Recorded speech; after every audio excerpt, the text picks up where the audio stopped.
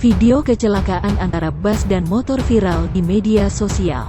Rekaman detik-detik kecelakaan ini diunggah lewat akun Instagram @andreali48 pada tanggal 16 Oktober tahun 2021. Dalam video terlihat bus nampak melaju dengan kecepatan tinggi.